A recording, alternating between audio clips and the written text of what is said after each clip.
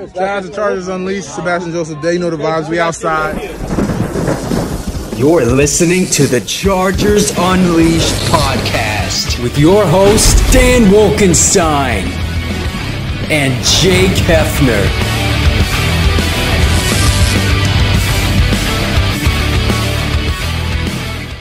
Welcome to another edition of Chargers Unleashed. Jake Hefner and Dan Wolkenstein here with you from the LAFB Network. Today's show, of course, is being brought to you by BUSR, Charger Bolt Family, and Rock Solid Sports Memorabilia. If this is your first time tuning into the show, make sure to hit that like and subscribe button on YouTube. You can also follow us on Facebook, Twitter, Instagram, Spotify, and Apple Podcasts. Dan Wolkenstein, six short days away from the commencement of your NFL regular season for your Los Angeles Chargers, going up week 1 versus the Las Vegas Raiders. It is this close. We are literally that close to the return of Chargers football officially now. Oh, Dan, I'm ready. It feels good, right? It feels good. I got sweaty palms. I'm super excited, ready to go. We have football this week, and it's real football that counts to records. And Chargers fans, Chargers players, they've got a little bit of chip on their shoulders considering how the last season ended. So, Jake, what better way than to bring in someone who has had a glow up from first year to second year? You saw him glow up during training camp, during preseason. Went from, string bean to asparagus. Mr. Chris Rumph is joining us on Chargers Unleashed. We'll get to talk about all kinds of things, including some of the superstars, his glow up from year 1 to year 2, expectations, going up against the Raiders, coaching staff, you name it. And of course, Jake, we got to go into the hot takes cold beer. But first, Jake, over or under 3.5 points is a spread currently for Chargers versus Raiders. Chargers are 3.5 points favorites. Over or under? Which one are you taking? We haven't even gotten to the preview episode. I'm going right into this. No. Look, this is going to be a much more competitive game, I think, than what people are giving it credit for. You know, yes, you have the additions of Devontae Adams on the Raiders. Yes, you know, if Darren Waller ends up playing and Hunter Renfrow, I mean, that on paper, that could be a legitimate offense to have to contend with. And then you think about, is J.C. Jackson going to be able to make the start for week 1 for the Chargers? What's this defense going to look like coming out to fire on the cylinders that we hope that they would start with? You know, there are holes. Jake's on both over here sides. stalling. Jake's stalling. There are holes on both sides of the ball here for both teams. But Dan, you know, there's still that saltiness. You know, Brandon Staley's just had this game circled probably before the schedule was released. He probably just told me, he's like, we got who on week 1? Okay, good to know. Good to know. Like, we're going to go for it. So I got a feeling that Brandon Staley's got a little bit extra sauce for this one. So I'm going to go out on a limb and I'm going to say that the Chargers are actually going to, not by much more. I say they'll win by 7. Whew. Okay, so you're going the over. All right, talk to us about good friends at BUSR. Yes, guys, we'll definitely want to remind all of you that right now, one of the biggest and best ways to get your sports betting in is over at BUSR. If you have not looked them up yet, they just have everything as it relates to sporting bets, as far as whatever your speed is for whatever sport you preference. As far as futures go, as far as prop bets go, especially with the commencement now of the college football season and the NFL regular season just around the corner, make sure to go on over to BUSR, use the promo code Unleashed. And what they are doing right now for their promos, anywhere from $100 to $1,000 deposit, they are automatically matching for new customers. So make sure that you go over there to BUSR, tell them Chargers Unleashed sent you, and make yourself some money. Free money. They're literally giving you free money to go bet on stuff. Bet the over. You're not, I mean, this is my personal opinion. I'm betting the over. Jake, all right, without further ado, Mr. Chris Rumph himself joins Chargers Unleashed. Super excited. Again, we're going to talk hot taste cold beer. If you have not already gone to the LAFB Network shop, you can use the code Unleashed, get 25% off all of the swag, whether it's the 4th and Staley, whether it's going to be the rally towels, whether it's the hot takes cold beer, you name it. Go to LAFB Network shop, use the code Unleashed, get 25% off. All right, Jake, without further ado, Chris Rumph, Chargers Unleashed, coming up next. All right, NFL season is just days away. We're so close. Chargers taking on the Raiders week 1. Preseason training camp is over. Next stop, week 1. Your defensive lineman for your Chargers, one of the most improved players during camp and preseason. Wearing the number 94 like the Bulls, the diamond in the rump himself, Chris Rumph, joins us on Chargers Unleashed. Chris, thanks so much for hopping on. How are you? I'm good, man. I appreciate y'all having me, Dan and Jake. Another great Sunday morning. I'm ready to get it started with this interview. Yes, sir. Let's go. So we're going to get into all kinds of stuff. We're going to get into kind of your glow up going from year 1 to year 2. Obviously, we'll talk about this defense going up against week 1 Raiders. We'll talk about all kinds of stuff. And at the end, of course, you got to get into hot takes, cold beer. Oh, yeah. But just to kind of kick it off here, Chris, this defense on the Chargers has so many new pieces compared to your rookie year. So far, either during camp or preseason, like what tangible or tactical differences have you seen on the defensive side of the ball? I mean, you got like Khalil Mack, J.C. Jackson, Kyle Van Noy, Austin Johnson. I mean, the list goes on and on and on. Like, what tangible differences have you seen this year versus last?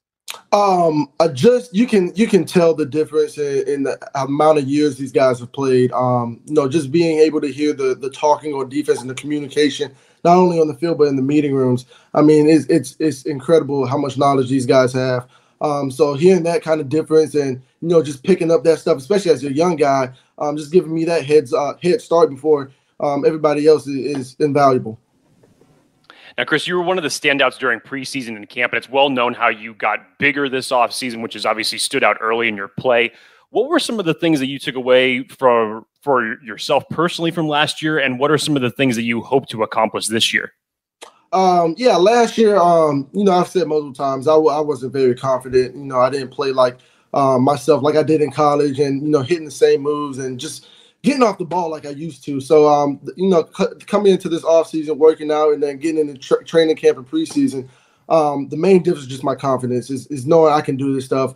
I'm back balling like how I was supposed to my first year. And, the added weight and strength is definitely an attribute to my confidence as well. So just having all that come together and then being able to learn from Joey and Khalil and kind of figure out, who I am as a pass rusher. Gift Smith has done a great job as well. All that coming together is, what you've seen on the field, the product. Yeah, real quick, I do have to ask, like you mentioned the confidence. Like, what was it about last year that kind of took away the confidence for you? Like, what was the difference in mindset? I wouldn't say, not believing in myself, but just being comfortable playing in the NFL. I think I look at that like a freshman year of high school or college, where, you're just trying to get your feet wet. Obviously some guys, come in and, make amazing plays, like Micah Parsons and all those guys, but everybody has a different path. So I think that's where last year was for me, just kind of, feeling myself, feeling what works, what's not going to work. And that, was what happened last year. So coming in this year is, different. I'm more technical. I know what to expect from these guys now, and I'm more comfortable. A second ago, you mentioned Mac, Bosa, obviously a lot of turnover that's really kind of changed this whole edge room. If you include guys like Kyle Van Noy, Morgan Fox in there as well. Yeah. What sort of identity do you think that your group is looking to establish? Talk to us about how you guys are able to complement one another. Yeah, definitely. I think the identity that we want to see as a defense is just a very physical and tough defense. Especially coming off last year where we didn't, do very well against the run. We kind of want to establish our identity that, hey, you're not just going to run through us. We're going to stop you. We're going to stonewall you. We're going to get the third down, rush the passer, and get off the field. And what about like the edge group specifically? Like I know now with Mac and Bosa, they're together along with you, Kyle Van Noy potentially. Like what was the edge group identity looking like as you go to week 1? Oh, it's dominate. It's dominate every play. We know what we got in the room, the talent, the production, especially, with those two guys I mentioned before. So being able to have those guys in front of you and then myself being hungry, I think everybody in that room just wants to, go out week 1 and stop all the talk. We're done with all, this team has talent, blah, blah, blah. We're ready to show week 1 and go play against somebody else. Now you've got superstars in your position group alone. Obviously, Joey Bosa, Khalil Mack. But then you add that to the likes of like Derwin James, J.C. Jackson, Sebastian Joseph Day, and that's just a defense. Then you add, Justin Herbert, Austin Eckler, Keenan Allen. Like, talk to us about, you mentioned a little bit earlier, but kind of double clicking on this. Like, talk to us about what you've learned specifically from some of those superstars, some of those A players, and and how important that is to having on a team when you're so young. Yeah, I think the main thing I take away from those guys is, how to be a professional and be one of the great professionals. Each one of those guys that you mentioned have, great habits. They're always working in practice. They're very technical and very hard on themselves. And they love to play football. And so with all that combined, their intelligence, their IQ for how long they've been in the league, it really shows to how deep and intense our defense can be this year with those guys leading us. We've heard Brandon Staley kind of talk about like the importance of kind of establishing a mindset and a culture, and especially against the run. That's why they went out and got Khalil Mack. Like, talk to us about him specifically. Like, what has he brought to this team or to the defensive line that maybe the team was missing last year, and how important is that for you guys? Yeah, last year we didn't stop the run very good. We had some great players, but it was the first year in the defense. So, with the guys that we brought in, like Sebastian, Austin, Morgan, those guys have, proven they can stop the run up front and rush the passer. So having all of that combined, with the edge rushers that we have, I think the mentality that we have is more, just get after people. I mean, dominate them. I'm telling you, that's like the whole mindset that we have across the whole defense. We're coming at you. We're going to hit you in your mouth. We're going to keep coming and coming and coming. Let's go. Okay, so we had you on the show last year, and we could tell how excited you were to get the season started. We saw how 2021 ended with that Week 18 loss. What's your excitement or feelings headed into this season compared to last season? Like, is there differences in that at all? Like, what's the mindset this year versus last year? I think as a competitor, your mindset is, to go win every game. The same cliche sayings. But for real, I feel like everybody kind of knows what we have, and everybody doesn't want to say anything because at the end of the day, talk is cheap. So I feel like after week one, when we come out and we understand what type of team we are, I think that's when you're going to start seeing the steps progressively come, week after week after week. And Chris, you had touched on it just a second ago as far as building up your confidence. One of the biggest differences going between last year to this year. We've obviously seen the difference in you from a size standpoint. So you definitely put on the work physically, but just from your own mentality, as far as the work that you've put in, what would you say is the biggest aspect that you could really just say, that's what I went after, that's what I accomplished this offseason? Oh, definitely my strength. Hitting the weight room, I promise you. I think I took legit 2 weeks off after from the day of the Raiders game till when I started back my offseason training. I had a chip on my shoulder because I was watching film. I didn't like the way I played. I was very upset with myself. So I was very, very adamant about, hitting the weight room. Whenever I don't want to do this stuff, I got to do it because I know, they always say hard work pays off. And I think that was the main thing I wanted, to keep true in my heart, because I was like, I promise you, I was like, look, if I suck this year, I'm done working out. I'm not working out ever again. I'm going to try calisthenics or something else. But Chris going to yoga. I'm going to yoga. I'm doing whatever. Yeah. But after, having an okay training camp in my eyes, it kind of let me know, hey, this stuff is paying off. And, you can do this now. You can be an impact player. You can be the player that you want to be. And then with Coach Hill and Coach Smith coming in there, sending a message to the edge group, to the defensive line. Obviously, I know that there was a lot to improve on from last year, but overall, what's been the biggest message that's been sent from them to the rest of you guys? Oh yeah, definitely. It's just, trusting your technique and do your job. I mean, nobody has to be superhero. We got, amazing talent everywhere on the field. So as long as we, dominate our 1% of the play, and let everybody else do their jobs as well, that's all we have to do.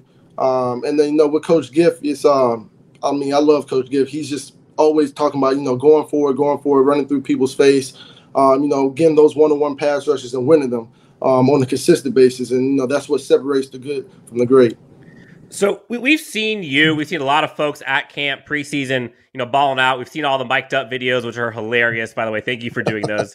Talk to us about some of your favorite memories, things that stood out to you during camp preseason. What are the highlights of either your play or the team from this training camp preseason? Definitely, I have to say the rookie show, the rookie show that we had a couple weeks ago. All right, do tell. I'm not gonna go into. You gotta tell. You gotta tell. I've been dying for some rookie show. You can. How about this? How about this? You can make up names for things that people do. Instead of Zion Johnson, be like Shmayan Schmonson.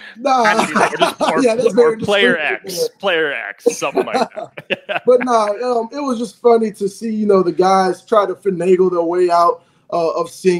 Guys would try to come up in groups, and then that was not going with the vets at all. So I remember specifically there was this one time there was a group that was going to go up and sing, and we completely obliterated their plan. They're like, "No, you got to do solo." So they're in the corner sweating, looking at their phone, listening to it, trying to memorize lyrics. It was hilarious. Some guys just made up songs on the spot. So I think that definitely was the highlight for me of camp. It's just hanging out with our teammates, and then we got some intense, 2K matches in the locker room as well. Nice. Yeah. Okay, give us a glimpse. No names, but give us a glimpse on some of the songs that were sung. I know Big Papa was one. Yeah, there you go. Yeah, there was one. Nice. Somebody just made up a song, like I mentioned. I don't even know the name of it, but it was pretty entertaining. I think that was it. And then somebody sung I Write Sins, Not Tragedies. I'll let you decide. Okay. I'm not going to give you who sang it. I'll let y'all figure it out. That's okay. I'll tell you. All right. We're not going to let you get out of here without talking about week 1. Las Vegas Raiders coming into town. From your perspective, what are some of the keys to the game for the defense, for the team? Like, what do you guys need to do to get out of there with a win? Honestly, we just got to come out and play our defense, play our offense, our special teams. Everybody has to play as one. Last year there were a couple of times where, in games we didn't, play as a complete, offense, defense, and special teams. So I think our main focus is coming into this game, doing our job, having faith and trusting our teammates to do theirs as well, and go out and dominate and have fun. It's week 1, prime time on CBS. What else can you ask for? And, a little bit of payback for last year. Yeah, just a little bit. There's no salt. Not at all. Yeah. Let's be honest now. Everybody still has that in the back of their head. We're not going to lie. Yep. Awesome. All right, so we're talking to Chris Rumph. All right, you ready, Chris? We're about to hot takes, cold beer. Oh, yeah, I've been waiting. I want to do this. All right, so here we go. So again, hot takes. Hot means that you agree. Cold beer. Cold means that you disagree. Feel free to elaborate however you'd like. We'll go ahead and get into some questions here, get your feelings on some of these topics. All right, first one. We've seen your teammate, Sebastian Joseph Day, be a big hype guy for you, especially through the preseason. Mm-hmm. Always has a smile on his face. Mm-hmm. Seems to have a great chemistry with the team already. Hot takes, cold beer. Sebastian Joseph Day is the funniest player on the team. Ooh. I can't. There's so many. I can't. I'm going to go. There's a tie. I'll give him a tie. Is there like a lukewarm? Let's go lukewarm. There's a lukewarm. Who's he tied with? I'm not going to lie. Brandon Fajoko's pretty funny. Oh, man, that's awesome. Yeah, like the stuff you don't see is the stuff that I'm thinking of that came to my head. It's just, that guy's hilarious. We got so many funny guys on the team. I think that's what makes it special, is that we have all these guys just being themselves. And real quick, on Brandon Fajoko, how cool is the story for him? Like, to see him coming back on the team, like, talk to us about, like, what he's brought to the team now, making a 53-man roster. Like, what difference does he make? Yeah, you see the work he put in, especially, last year, the games that he was elevated in. He balled out and did what he was supposed to. And then, as a guy, as a character, we all love him. So just seeing him, from where he came, as an undrafted guy, and then, finally making him 53. We're all so happy for him. And, we expect him to make some big plays now. That's a great story. So let's go from Brandon Fajoko to another one of your teammates. Joey Bosa has been a very, let's call it, special mentor to you throughout your young NFL career. Obviously, he said that he's officially graduated from string bean to asparagus. Saw the clip from the mic'd up where you're asking him for the seeds, and he says he has none for you. I'd just like to know what seeds you're asking about. But hot takes, cold beer. Is Joey Bosa going to have to graduate Chris Rumph's asparagus name to the next level by the end of the season? Hot takes. Yes. Hot. We're just going to be done with vegetables from now on. No more vegetable nickname. Chris is going to be like, I'm a ribeye steak. That's what I'm going to be. I love that. Yeah, man, no, we got to get away from that. We got to get away from that. I love it. So we know that there are some big anime fans on this team. We've seen Joey Bosa do the anime celebrations. Hot takes, cold beer. Chris Rumph is the biggest anime fan on the team. Ooh, I'm going to go cold. I love anime, but I'm not on some of the level that these guys like. These guys read the mangas. I don't read the mangas. I just watch shows. So I give respect to anybody who can to read the mangas and watch the shows. You got it. I'll give it to you. So who is the biggest anime fan on the team? JT Woods is a big anime fan. Joey's obviously one of them. Emeke was one of them too as well. I gotta give him a shout out. Who else? And then everybody else is just got kind of like where I am. Like we watch the shows. We watch, Naruto, Jujutsu, Black Clover, all those type of shows. So that's why I'm kind of at. Got it. Yeah. Nice.